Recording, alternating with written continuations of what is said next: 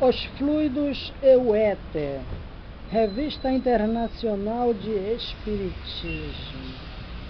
O eminente sábio inglês Sir Oliver Lodge, que tanto tem concorrido para o progresso da ciência e a divulgação dos princípios espíritas, vem há tempo abordando o problema do éter, ainda descurado pelos cientistas materialistas, que fazem questão fechada do reinado da matéria.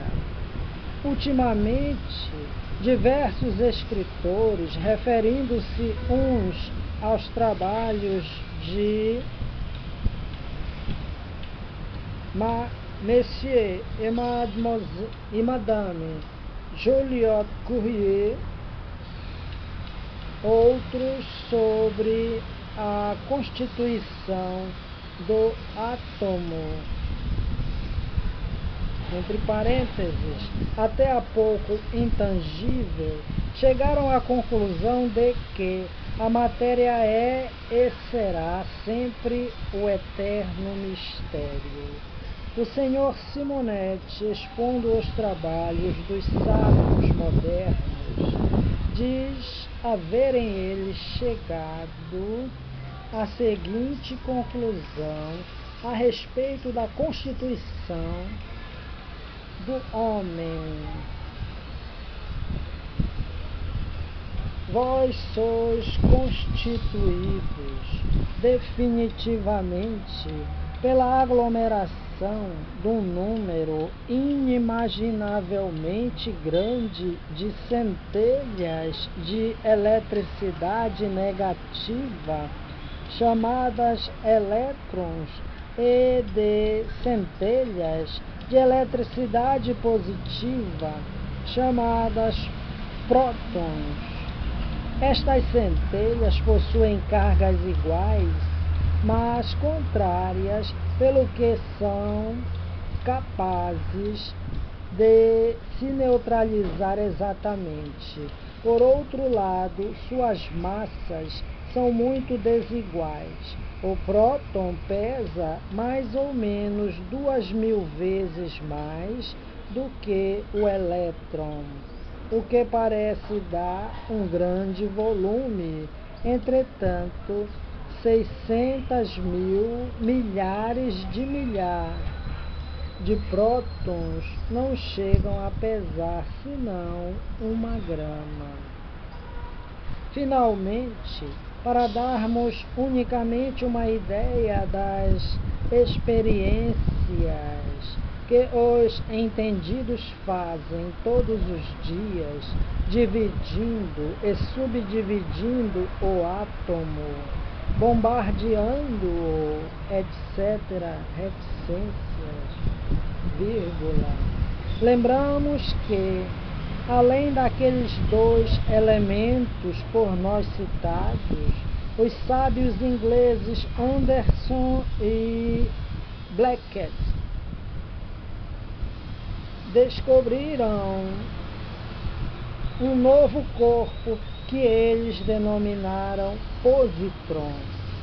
Isto tudo sem falar nos novos corpos radioativos sintéticos, o radiofósforo, o radioazoto e o radiosilício, bem como novos elementos de uma terminologia complicada e variada, como os nêutrons, deutrons, etc.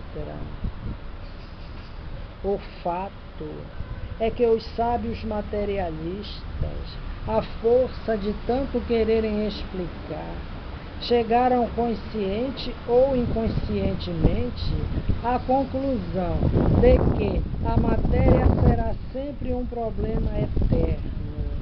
E quando se a divide e subdivide insistentemente, ela passa para as regiões do mistério. ela se apresenta ao mundo exclusivamente em caráter sobrenatural.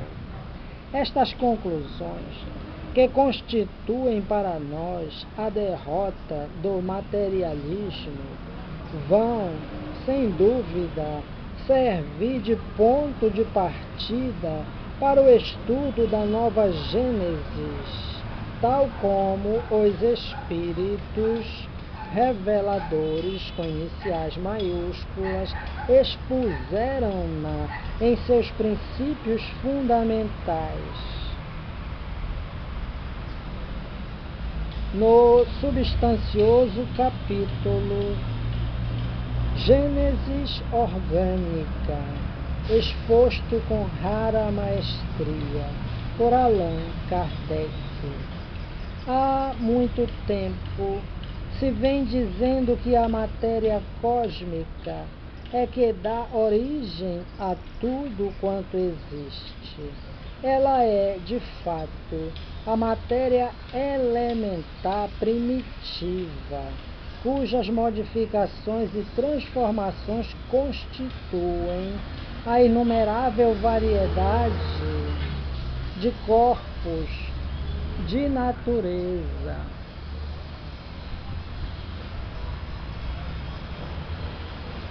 Como princípio elementar universal, apresenta dois estados distintos, ou da eterização ou imponderabilidade, que se pode considerar o estado normal primitivo, e ou da materialização ou ponderabilidade, que de alguma sorte é consecutivo. O ponto intermediário é o da transformação do fluido em matéria tangível, mas aí ainda não há transição brusca. Quando ainda a ciência materialista proclamava a imortalidade e a indestrutibilidade do átomo, o Espiritismo demonstrava desde o seu começo que esse átomo, muito longe de ser um corpo simples, podia ser dividido até o infinito.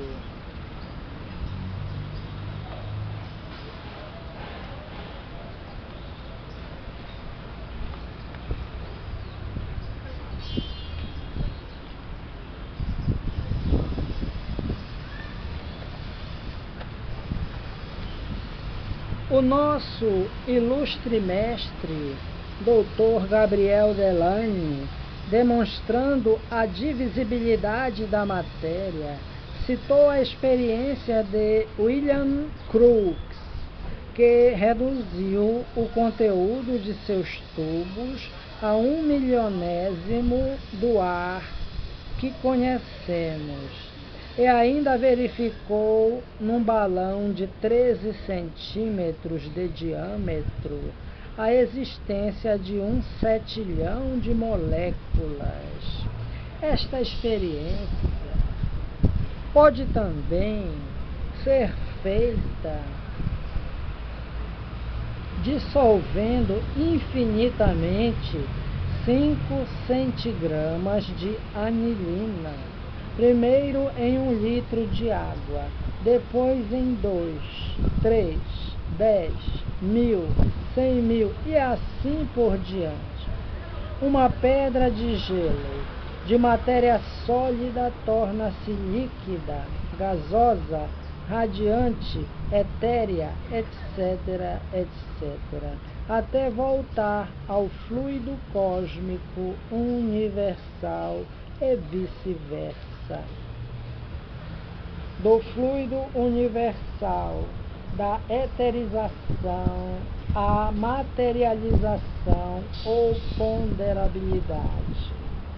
De tudo isto, não há remédio senão concluir que os corpos tidos como simples pela ciência oficial não passam de agregações de moléculas que, a seu turno, constituem combinações de elementos diversos, formando corpos compostos. Nem mesmo os 4 princípios fundamentais da matéria organizada, hidrogênio, oxigênio, azoto e carbono, podem passar como corpos simples. Todos eles são constituídos de elétrons, prótons, nêutrons, positrons, etc., etc., de acordo com seu volume e qualidade, destinada à composição deste ou daquele elemento de vida física. Com o fim, entretanto, de evitar a confusão que se pretende fazer para conduzir os homens a um panteísmo grosseiro, urge que façamos desde já a distinção entre os fenômenos da vida física daqueles que se restringem exclusivamente à vida espiritual. É fora de dúvida que esta se acha em contato incessante com aquela, mas com os fatos espíritas e anímicos tem demonstrado, é fora de dúvida que esta se acha em contato incessante com aquela, mas como os fatos espíritas e anímicos têm demonstrado, o espírito é absolutamente independente do seu corpo somático.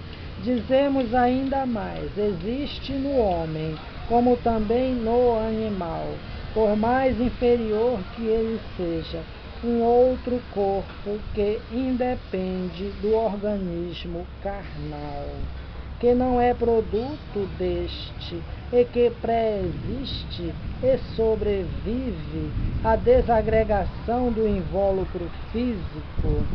Esse corpo a que nos referimos, que Allan Kardec julgou bem denominar corpo perispiritual ou perispírito, não é regido pelas leis que regem a matéria que se transforma. Ele é uma condensação, se assim nos podemos exprimir, do éter. Conserva a sua imponderabilidade e as qualidades etéreas de acordo com leis que ainda desconhecemos, leis superiores que regem os fluidos, assim como as leis físico-químicas que conhecemos regem a matéria em seus diversos estados, perceptíveis à nossa inteligência e à nossa compreensão. Para os sábios espíritas, como Sir Oliver Lodge e outros, o éter é tudo, porque é no éter que a vida se manifesta com toda a pujança. O éter não é uma palavra abstrata. O ilustre sábio, tratando desse grande elemento da natureza, diz: não pensei no éter,